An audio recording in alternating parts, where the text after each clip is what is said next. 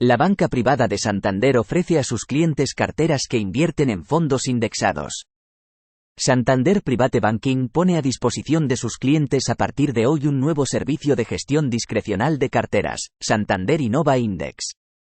Este servicio ofrecerá al cliente 5 perfiles de inversión con diferentes niveles de riesgo: conservador, moderado, equilibrado, dinámico y agresivo, y su principal diferencia con otros es que las carteras invertirán en fondos indexados, es decir, fondos que replican índices. De esta manera, la fuente de rentabilidad de estas carteras será exclusivamente la asignación de activos, sin utilizar la selección de fondos como generador de valor.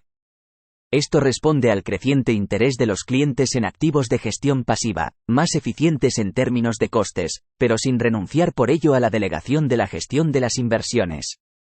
Al igual que en el resto de carteras de gestión discrecional de banca privada de la entidad, la gestión la realizará Santander Private Banking Gestión, la gestora del grupo especializada en banca privada, lo que asegura al cliente una gestión profesional, que le permitirá tener carteras con los índices más adecuados en cada momento según la evolución de los mercados, y sin renunciar a una correcta diversificación y control del riesgo. Utilizando fondos indexados, además, se consigue que estas carteras sean eficientes desde un punto de vista fiscal para personas físicas residentes, ya que todos los movimientos en las carteras se realizarán vía traspaso sin coste fiscal. Con el lanzamiento de Innova Index, Santander Private Banking continúa innovando, ofreciendo a sus clientes alternativas que les permitan invertir de acuerdo a sus necesidades y preferencias de inversión. De esta manera, el cliente podrá elegir entre carteras de gestión clásica en la que se genera valor tanto a través de la asignación de activos como de la selección de fondos, Innova, carteras con la asignación de activos como única fuente de rentabilidad, Innova Index, carteras que permiten personalización en función de las preferencias de inversión del cliente, Unique Portfolios, y carteras totalmente a su medida, carteras inversión. Aunque la temporada de resultados del primer trimestre va más o menos por la mitad en Estados Unidos, más de 3/4 partes de las entidades financieras han presentado sus cifras. Hasta ahora, el sector financiero ha batido ampliamente las previsiones, pero dado que los tipos de interés de referencia probablemente han tocado techo y se prevé que desciendan durante los próximos meses, muchos inversores son pesimistas sobre las perspectivas de las empresas financieras.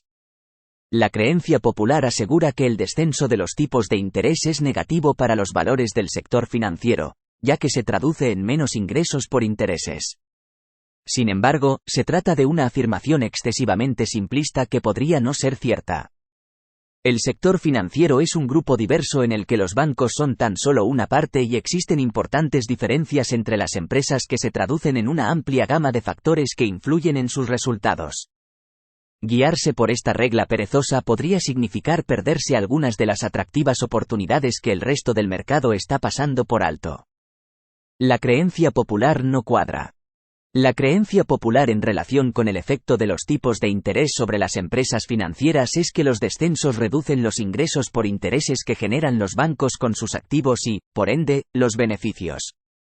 Los tipos de interés de referencia probablemente han tocado techo en la mayoría de las economías desarrolladas y se prevé que desciendan con el paso del tiempo, por lo que algunos actores del mercado son pesimistas sobre las perspectivas del sector financiero. Sin embargo, la realidad es mucho más compleja. Los balances de los bancos generalmente están formados por activos, como préstamos e hipotecas, instrumentos de inversión, como deuda pública, y reservas depositadas en el Banco Central. Estos activos generan intereses para la empresa. En el pasivo, los depósitos de los clientes constituyen el grupo más grande y el banco abona intereses sobre ellos. Por lo tanto, cuando evaluamos el impacto de las variaciones de los tipos de interés sobre un banco, es importante fijarnos en el efecto neto. Cuando los tipos básicos suben, los tipos de interés sobre los activos tienden al alza y, a consecuencia de ello, los ingresos brutos por intereses aumentan. Sin embargo, cuando los tipos básicos son altos, los tipos de los gastos por intereses, coste de la financiación, también tienden a subir. Eso puede erosionar los beneficios de los bancos. La forma de la curva de rendimientos. La forma de la curva de rendimientos, el tipo de interés demandado en diferentes plazos, también influye en cómo las variaciones de los tipos de interés afectan a los beneficios. Algunos activos de los bancos, por ejemplo las hipotecas, cobran tipos de interés a largo plazo, mientras que los depósitos de los clientes suelen retribuirse con tipos de interés a corto plazo. Si la curva de rendimientos se eleva mediante un descenso de los tipos a corto plazo y los tipos a largo plazo siguen siendo elevados, eso puede ser favorable para los beneficios de los bancos, porque los ingresos brutos por intereses seguirían siendo altos, mientras que los gastos por intereses descenderían. En la práctica, cuando los tipos de interés a corto plazo son elevados, como ahora, la curva de rendimiento suele tener una pendiente negativa, ya que el mercado descuenta más probabilidades de recesión. Estas perspectivas reducen la demanda de préstamos y, por lo tanto, el volumen de activos que generan intereses en los balances de los bancos. Sin embargo, a medida que los tipos descienden, también lo hace la probabilidad de recesión, lo que, a su vez, estimula el crecimiento del crédito. La frecuencia con que se revisan los tipos de interés también es importante.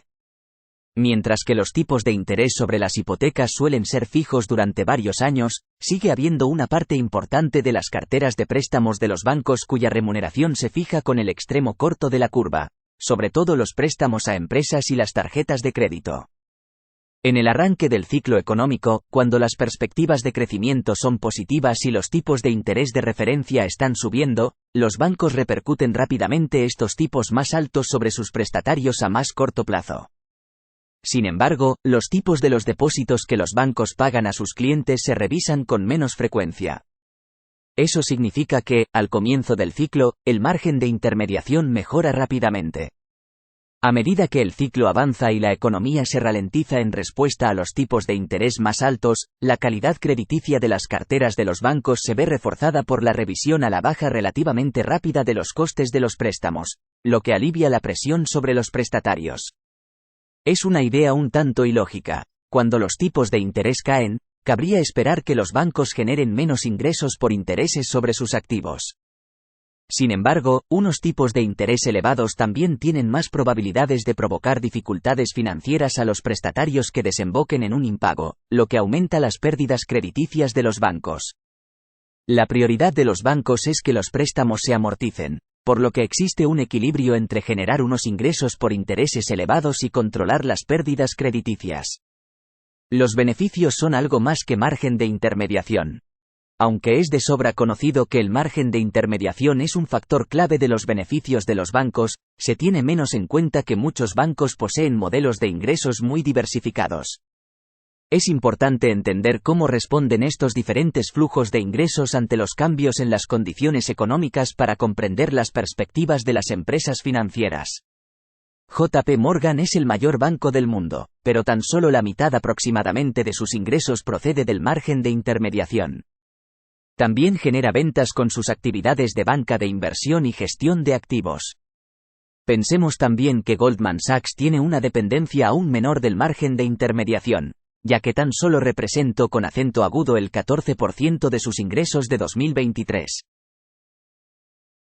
La gestión de activos y la banca de inversión son negocios importantes para los bancos y para los negocios no bancarios, como KKR, Allianz y Jefferies. La gestión de activos y la banca de inversión suelen registrar un mal comportamiento cuando los tipos de interés básicos son elevados, y a la inversa. Unos tipos básicos más altos tienden a tirar a la baja de las valoraciones bursátiles, aumentando el coste del capital, por la vía del tipo de rentabilidad sin riesgo que se incorpora al análisis de los flujos de efectivo descontados. Los tipos básicos más altos también pueden hacer que la renta variable sea menos atractiva para los inversores desde una óptica relativa, ya que los costes por intereses más altos pueden reducir los beneficios o provocar dificultades financieras.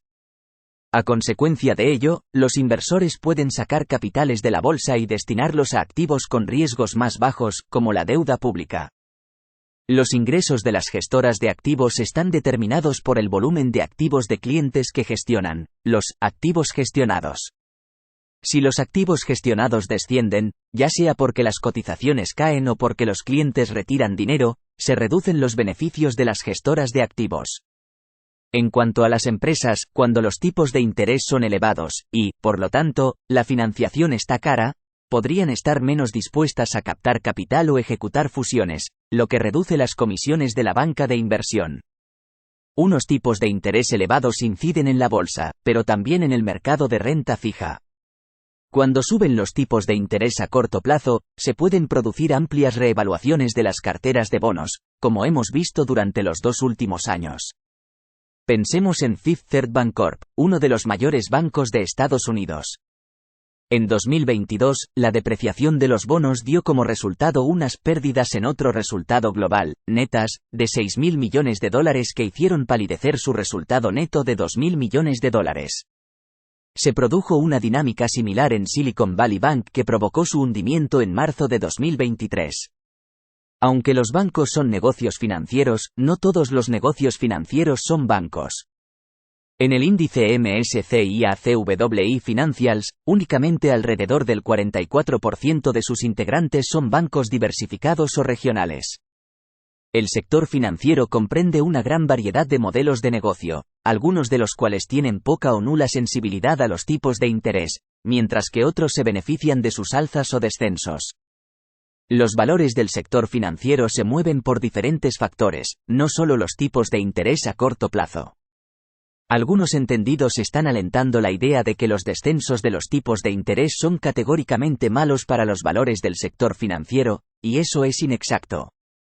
El sector es diverso y comprende un conjunto de bancos y entidades no bancarias con muchos modelos de negocio, flujos de ingresos diferentes y sensibilidades variables a los tipos de interés.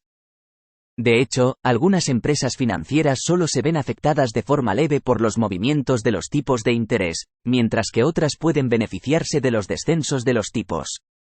Más allá de eso, las empresas financieras están expuestas a diferentes regiones, condiciones económicas, factores regulatorios, panoramas competitivos, segmentos de clientes, etc. Es un sector rico y matizado que se beneficia de un análisis en profundidad para identificar oportunidades. El hecho de que existan algunas generalizaciones simplistas sobre el sector puede crear desajustes en los precios que los inversores diligentes pueden detectar.